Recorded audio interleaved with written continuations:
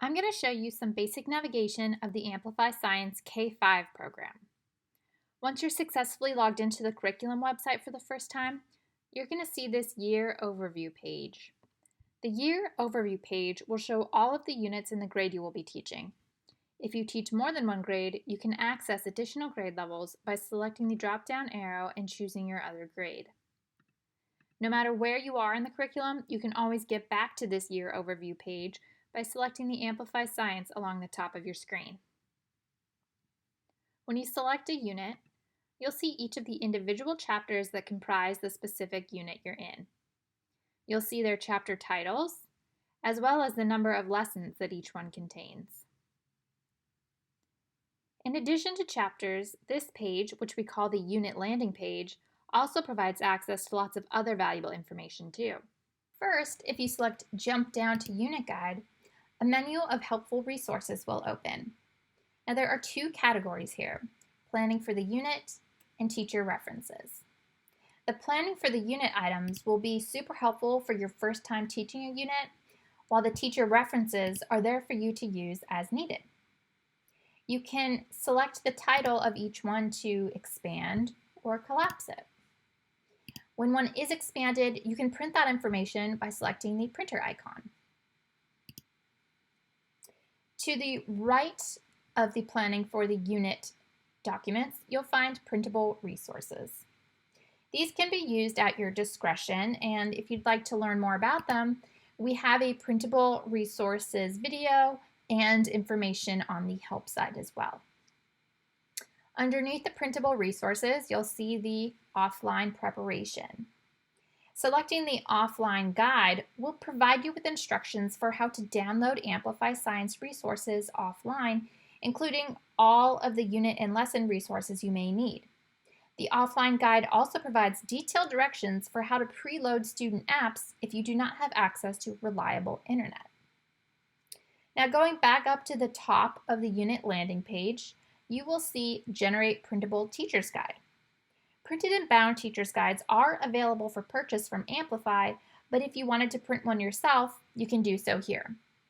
You can choose to print the full teacher's guide, which will contain all of the information that I just showed you below, or you can print just the lesson guides, which will contain all of the instructions needed for each lesson. You can also print the individual lesson guides from within each lesson, and I will show you how to do that in a few moments. But first, I'd like to show you what it looks like to go into a chapter. In every chapter, you'll see the name of the chapter along the top and jump down to chapter overview. That will bring you down to this information here, which explains what the purpose of this chapter is and what students will be doing in it. The rest of the page is devoted to listing all of the lessons that comprise that chapter. In each box, you'll see the lesson number and the title of each one. When you open a lesson, you will see the lesson brief.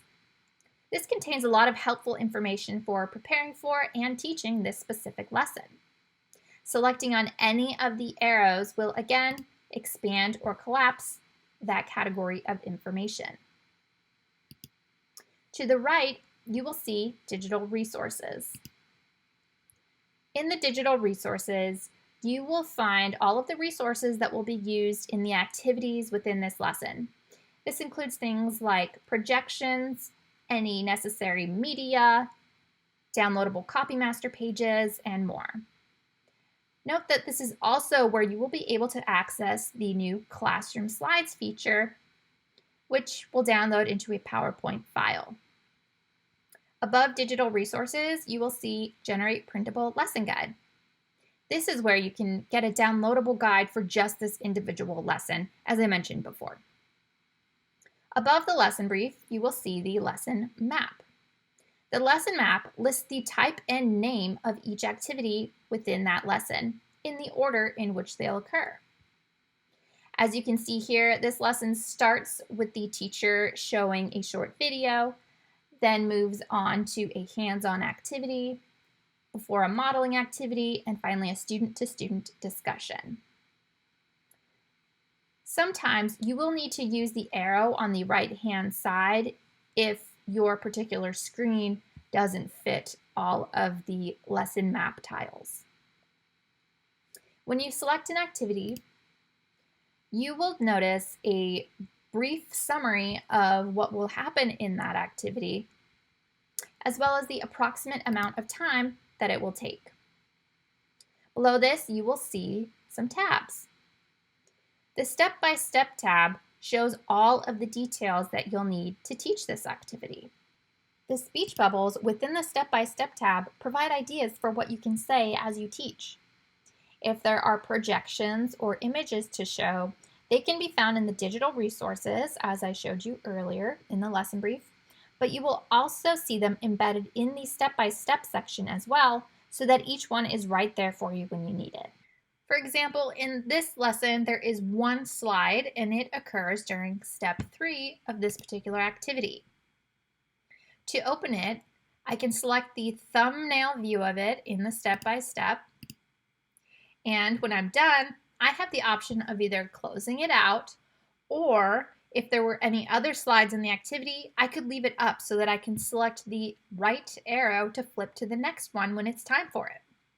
Flipping slides like that would be useful if you have 2 devices or 2 tabs open that you'll toggle between, because you could keep them queued up and avoid having to hide your instructional guide to project them to students. Note that the projections are also downloadable from that digital resources section of the lesson brief. Going back into the activity, you'll also notice other tabs in the instructional guide. The number and type of the tabs that you see will vary depending on what kind of information would be useful to teachers for that specific activity. Here we have a teacher support tab. The teacher support tab provides useful insights into that particular activity, such as background notes, pedagogical goals, ideas for extending the activity, and more. If an activity calls for students to use an app, like in Activity 2 here, you will also see a Possible Responses tab. This will provide you examples of a student response and a description of what they'll be noticing. There will always be a My Notes tab, and that gives you the option of writing notes to yourself for future reference. Note that the instructional guide icon will be in every activity. Clicking this will hide all of the teacher-facing information so that only the bottom portion of that activity screen will be shown. For example, let's go back to that first activity. Because the instructional guide is collapsed, I can only see the video, so that if I wanted to, I can project this screen to students and they would not see all of my activity instructions. If I select instructional guide again, it will bring you back to that detailed information in the step-by-step tab. Sometimes there will also be a hummingbird icon, such as in the next lesson in Activity 2. The hummingbird icon indicates that there's an opportunity for an embedded formative assessment in that activity. Selecting the hummingbird will bring up information about what to look for as students engage in the activity and how to tailor your instruction based on what you observe. To get back to the instructional guide, simply X out of that and select instructional guide. The last couple of things I want to point out will actually be on every page of Amplify Science. First, you will have a global navigation icon in the top left corner. It looks like 3 horizontal lines, and selecting it will open your global navigation menu. Feel free to explore its contents on your own or watch the global navigation video for a more guided tour. Last, also notice this orange circle in the bottom right-hand corner. This is where you can chat live with our support team from 7 a.m. to 7 p.m. Eastern Time, Monday through Friday. I hope this video has helped you get to know how you'll navigate Amplify Science K-5, but if you have any lingering questions, please don't hesitate to get in touch with our support team. We're always happy to help.